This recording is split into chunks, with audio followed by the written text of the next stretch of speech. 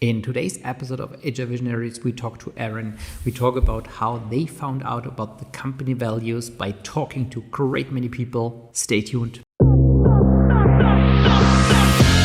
Welcome to HR Visionaries, where we unlock the secrets of modern HR. I'm Benjamin, your host. Join us as we shed light on today's HR universe with HR leaders and innovators from across the globe. Whether you're an HR pro, a business leader, or just curious about the future of work, this is your shortcut to the forefront of HR innovation. Brought to you by Hyrd, the AI talent attraction platform.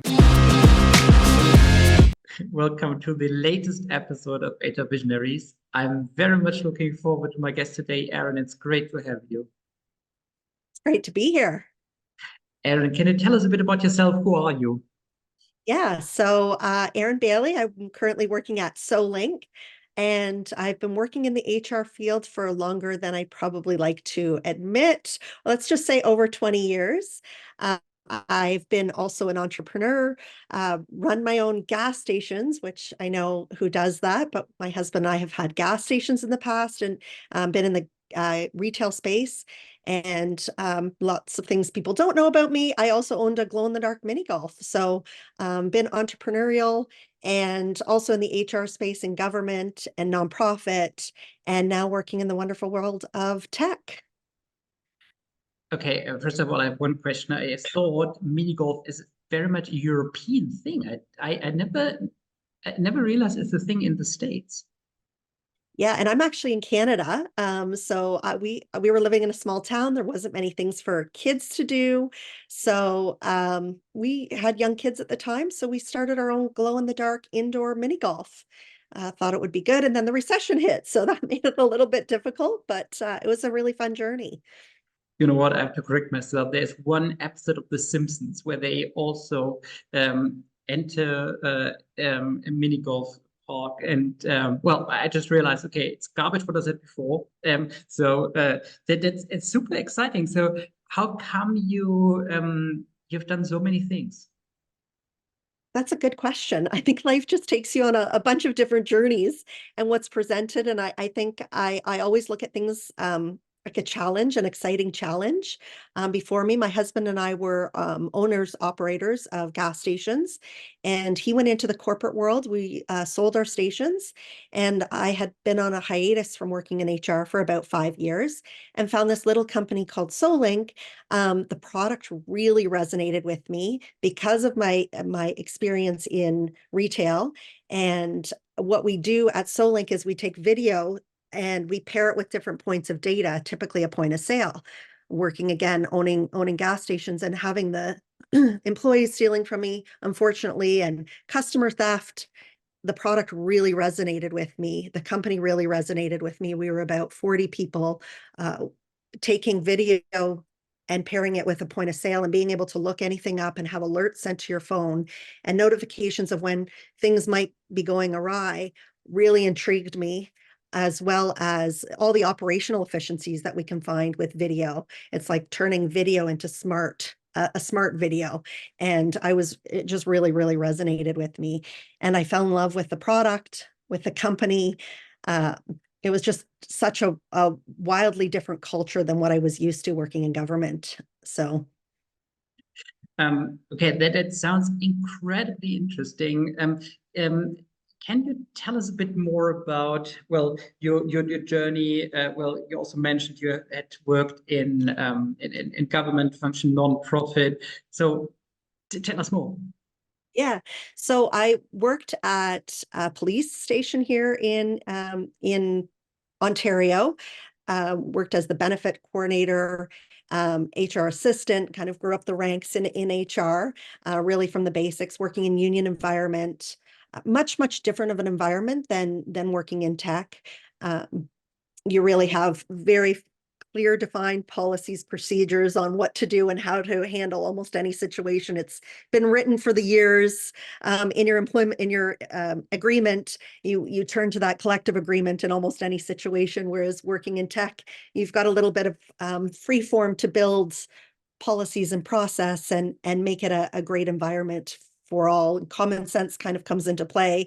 When you don't have a collective agreement, you get to really use that creative mind to make things great for people, and that's really our goal.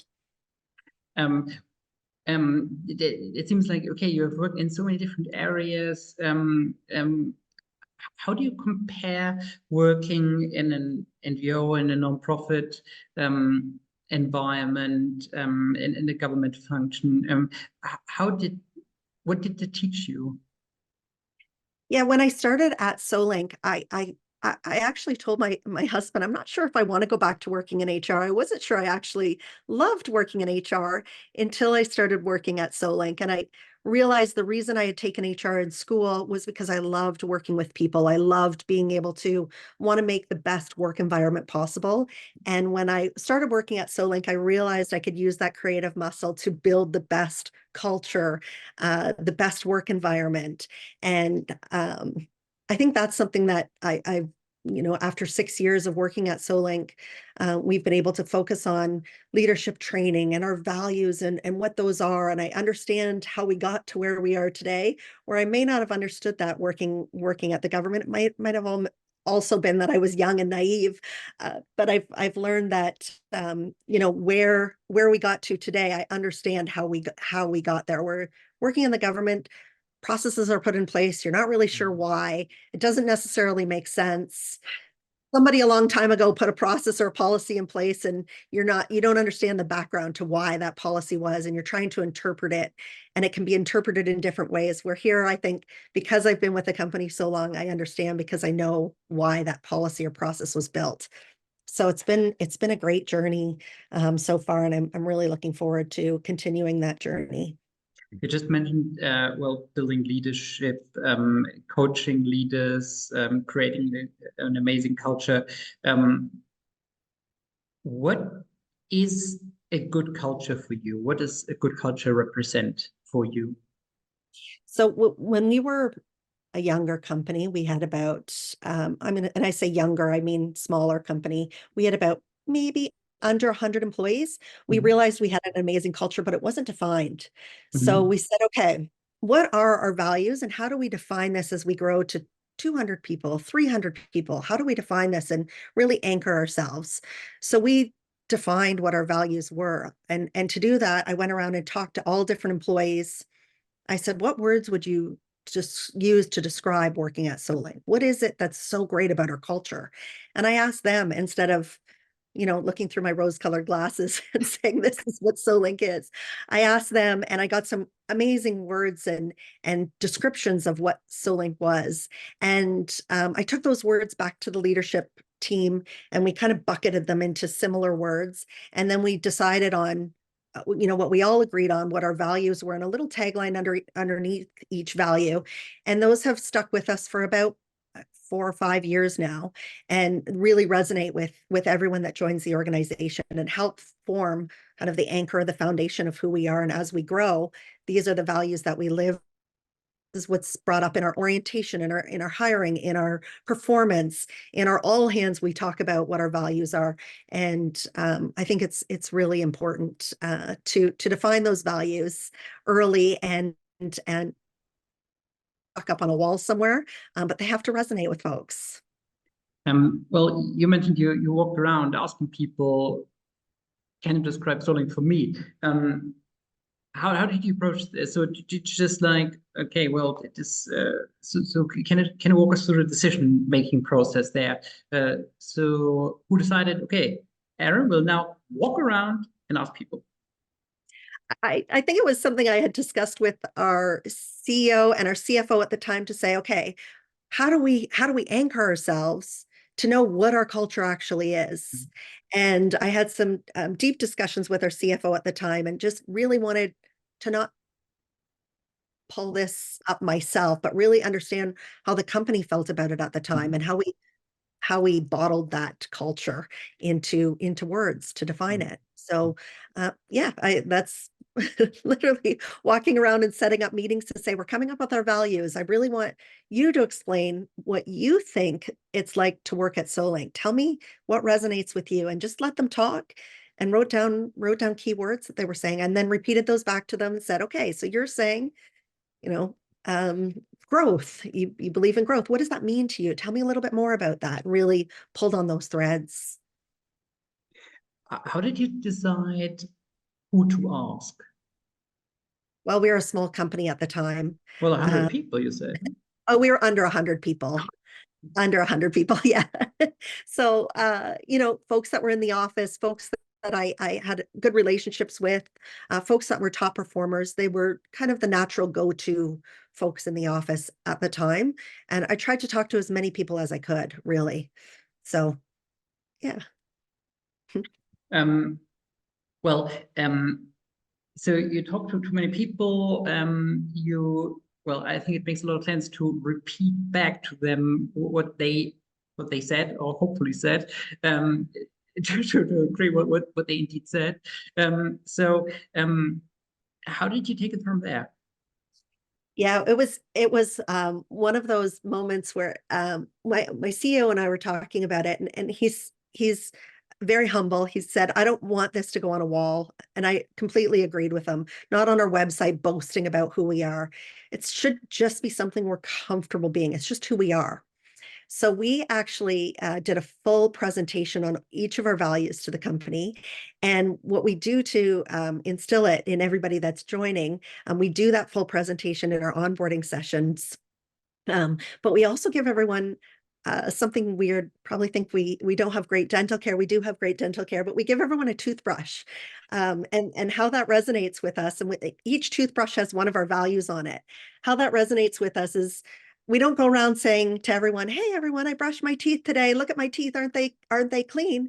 It's just something we do every day to make ourselves better and put our best foot forward. And the analogy we use is just like tooth decay. We're ensuring we don't have organizational decay in sticking with our values. So that's something we ordered about 600 toothbrushes with a value on them each, and present them with the team and explain that to them, that this is who we are. We don't boast about it. It's just who we are. Who came up with the toothbrush Well, idea? our CEO and I at the time were talking about should just be comfortable, something you're comfortable, like pajamas, like just something you're comfortable in. And we both kind of came up with this toothbrush idea. So that's something every new hire gets in their welcome package, is a toothbrush. Kind of weird, but Uh, well, it's a cool idea, right? So I have never heard of, well, a company giving out a toothbrush for as a starting kit, but that's actually a very cool idea.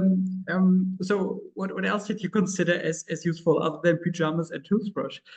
those were really, the toothbrush came up and we just ordered 600 of them. That was kind of, it resonated. And then we put it in our presentation on our values, on who we are. We talk about each one, and then we talk about it at our all hands. We talk about it in our leadership training. And when we talk about performance reviews, are we ensuring that people are living our values? Are there self-awareness? What values are not resonating with you? Are you not living by?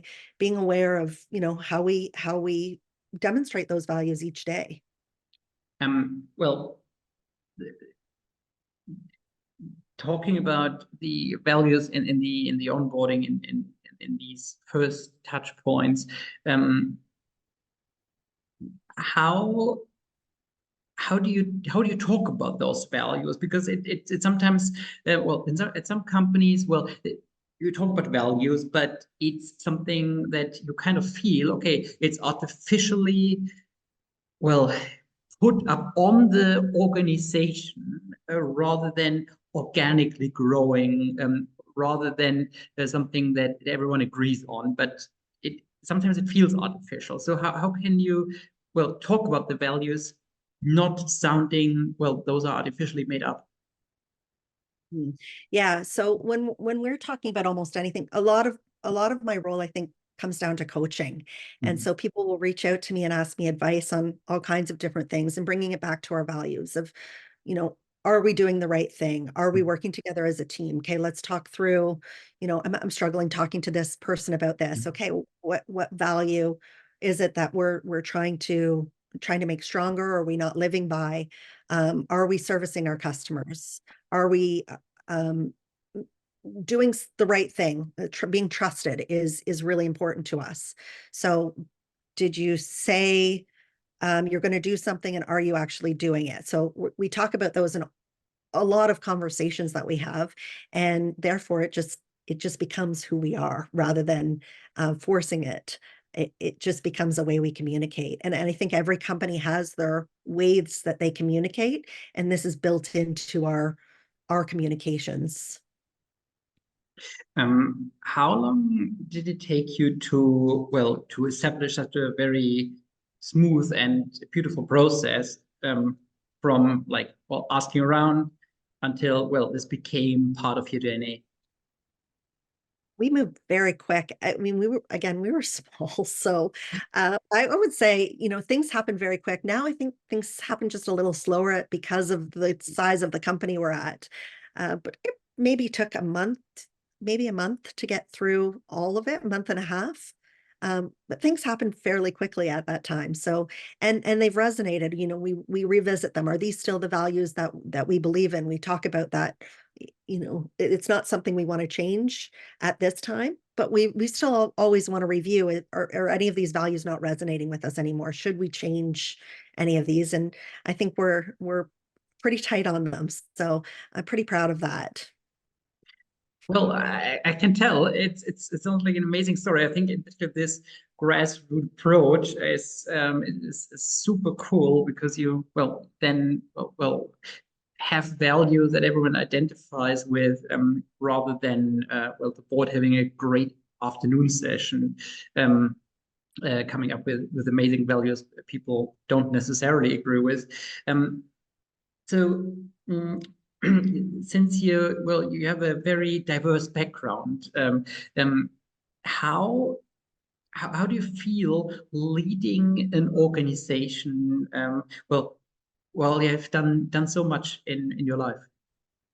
Yeah, it's a great question. I think one thing that I feel super fortunate about is I'm working with a lot of smart people that um, are all driving towards being a part of something bigger than our individual parts. And that is a super exciting place to be. I'm surrounded by, I remember when I first started at Solink, I was going home and watching YouTube videos because I thought for sure they would oust me for, and I had imposter syndrome at its best. They'd oust me for not knowing things. And I just feel very, very fortunate to work with people who are driven to, service our customers and driven to um, trailblaze this new market that we're in. And I'm working alongside that people that really, really just care about having an impact and growing the company. And it's really an incredible place to be. Um, can you talk a bit more about what you guys do? So, it sounds like, okay, you connect um, with also smaller retailers. Um, I, I didn't fully understand yet what you guys do. Yeah, so we take video software. I might need to edit that part. I'm not supposed to say surveillance. So we Yeah, take yeah. video, we take video and we pair it with different points of data. So picture your point of sale, and in retail, restaurant, warehouses, anywhere that has any different points of data, typically a point of sale, which resonates again with me because of my background. And I always give the example of how I would have used it at my gas stations. So typically what would happen is people would open the till and do a no sale, take some cash out of the till and pocket that cash. No sales were a big no-no in our world. We'd pull off a report check. And what we do on a regular basis is check to make sure the paperwork is balancing. And okay, we're short $20. We come back, maybe that will bounce back the next, we're short another $20. Okay, pull off reports. Okay, and now let's swivel chair and look at our video. Okay, something's not right here. Either the employee wasn't trained, the employee's stealing, something's going on here. And then you can be looking at hours of video saying, okay, this employee's been stealing for a long time under my nose and I haven't caught it. So what Solink does is it pairs video with the point of sale to say, somebody's done a no sale. And now I get an alert right to my phone. I can then say, okay, Jane Doe, you're not supposed to do no sales. Can you tell me what's going on? I phone them up and I catch that right before it turns into a bigger thing. They know, okay, somebody's got eyes. They're not going to steal even a quarter from this company because they're watching and they know what's going on. So that's one of the things we do. That's usually a loss prevention mechanism. We also do things like alarm monitoring. We do motion search, drive-through analytics. How do we get our drive-through moving faster? How do we get customers in and out of our drive-through quicker? Are there things that people are ordering that are taking a long time? And I drive through that quick serve restaurant and I see a long drive-through, I'm just going to drive down the street and go to a lineup that's shorter. So the drive-throughs are very, very important to our customers to ensure that they're speedy service, but also great service. So we do a lot of things that tie in your video with your analytics and give them real insight into what's going on in their business. Were my donuts stocked when they should have been stocked? Were my packaged drinks stocked? Did somebody enter into the back room? Do I have staff, the right amount of staff on the floor? Where am I heat mapping? Where are staff or customers going in my store? Where can I lay out my store? We can do all kinds of things with video to really give insights into their businesses. And so I know we used to go to trade shows early days before COVID and get hugs from some of our small medium customers that couldn't leave their stores because they were worried, and that now they can go on vacation and look through remote video to see what's going on in their stores. So we would get hugs and we would have kind of a hug counter to see how many hugs we got at some of our trade shows. And it resonates with both small, medium businesses and at the enterprise world, our loss prevention specialists. Must be very rewarding, given you help those people to feel the relief of being able to go on holidays. Helping helping employees that are doing an incredible job and restoring trust and making sure that honest people are rewarded.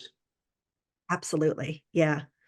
Yeah, absolutely. And it was, when we did have our stations, I remember going to bed and tucking my kids in and then making sure my phone was by my nightstand in case I got a call and there was a fire or there was some kind of emergency that I would need to, so I could check, with the Solink platform, I could check to make sure that everything was well at the stations, and it just gives peace of mind.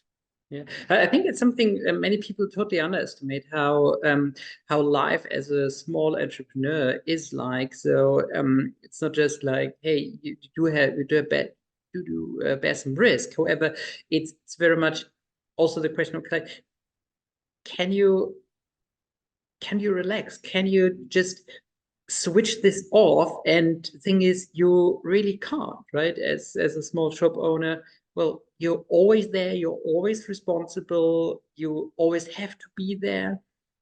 That's pretty remarkable. Yeah, absolutely. It's very hard to turn off. It's very hard to go on vacation, knowing that your baby might need you back at the store. So, yeah. So it's in your current role, your previous roles, they're very so it's super interesting to see how they are connected, so that you need to understand the the thinking and the concerns of people you serve. It's actually super interesting. So I now totally get why you're so so emotionally engaged when it comes to Solink. Yeah, it is a wonderful platform, and we do our ENPS surveys, employee net promoter surveys, and I want to make sure that I'm not, again, looking through my rose-colored glasses. So the three things that people love about working at Solink are the product. The product really resonates with people, the people, and the culture. And so, and I think people and culture go hand in hand, because how we treat each other, how we talk to each other, that all goes hand in hand. So I know it's not just me, and because of my background, I know the product really does resonate with folks, and we're all very, very proud of the work that's been done to develop such an incredible product. Um, can you tell us a bit more about the history of Solink? So why, how did they come up with something like that? It doesn't sound easy. Yeah, I think our CEO has a much better version of it, and I'm giving a shorter version. He had worked in an industry where they were doing monitoring of certain sites, and he would have to go out and do those. And he had the opportunity to, with one of our investors, to dive into what is today Solink, with video and connecting it with a point of sale. And originally we were set up to work with bank machines. And so there was a lot of regulatory things that took us a little bit longer to launch. Uh, so we ended up going into one of our first Tim Hortons stores, and just with the one owner, and said, okay, what can we do to make this better? And it was a great partnership at the time. Really, we built it to say, okay, this is how we help with this one business owner, but we can help all kinds of people with this product. And we went from one to one to one to many very quickly. And Tim Hortons being an early adopter in our product, we're now in all kinds of household brands, some of which obviously I can't disclose, lots of which are on our website.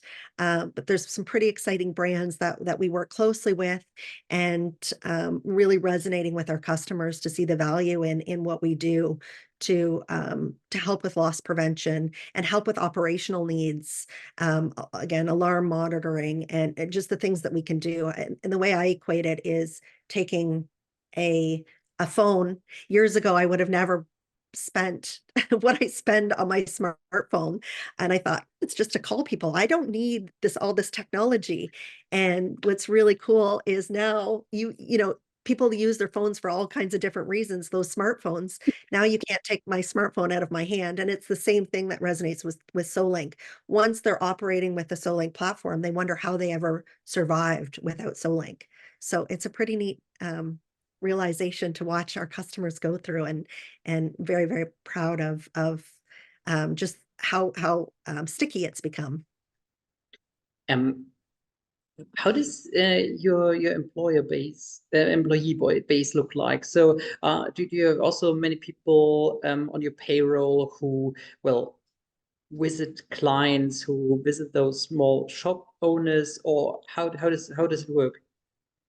Yeah, we have employees in well, first of all, geographically, we're in Canada, or we're headquartered in Canada, Ottawa, Ontario, and we've got employees in the States. We've just opened an entity in the UK, and we're looking at some global expansion in Latin America and other countries as well. So that's pretty exciting. And then with our customers, started off early with the talking with the direct decision maker, and who might have 10 Tim Hortons stores, and really grew into our enterprise world, talking to loss prevention specialists. So we have sales folks, customer success folks that talk to both our SMB customers, the decision makers, but a lot of times they're also owner operators. They're doing operations.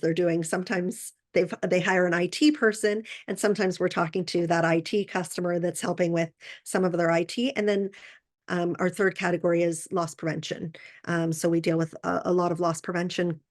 They're experts in the loss prevention fields, and they're trying to reduce shrink, by a certain percentage, which in some cases can amount to thousands and thousands of dollars. So we deal all the way from the individual owner operator to conglomerates. Erin, you mentioned before you just opened your first office in the UK. So, how do you maintain culture and values when you have people several thousand miles away from you? Since COVID, I think HR folks have struggled with this, the hybrid model. It's one of the most, difficult models to operate in. It's easier when everybody's together or when everyone's remote. When you've got some folks in office, some folks remote, it can be challenging. And one thing that when I was doing my research when COVID first hit was over communicate. When you think you're communicating enough, over communicate. So we increased our meetings. We have 2 lunch meetings, one Wednesday and Friday, and really that's to communicate what's going on in the company. Each department has a turn getting up in front of the company, sharing what's going on. Sometimes we do fun things like trivia. Sometimes it gets a little kooky. Sometimes it's much more professional. Just depends on really what we're going after that week and who's responsible for those meetings. The entire organization is invited to those. They're not mandatory. But we really try to make sure everybody's staying on the same page and is getting the same message. Those are recorded, so folks can watch them and make sure that they're, kept up to date with what's going on. The other thing is our monthly all hands. We're very transparent. Those are recorded as well, mandatory. Our CEO shares a lot of information. We talk about our customers.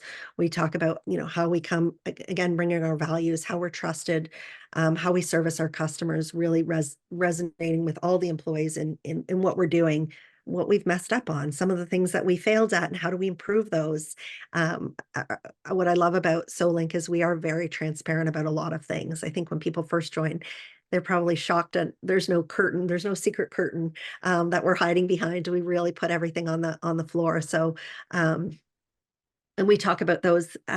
We also are doing we're at year end now, so it's top of mind. We do something called Solympics. I Solinkify everything. So a lot of minute to win it games. And we do that in person. We also have an online version, which has become quite the excitement of the company.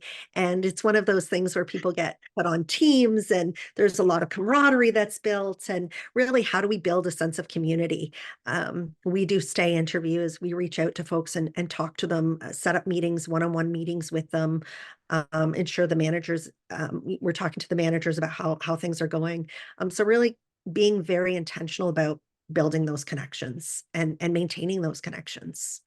So I think that's how we're striving to keep the culture across time zones and hybrid and yeah.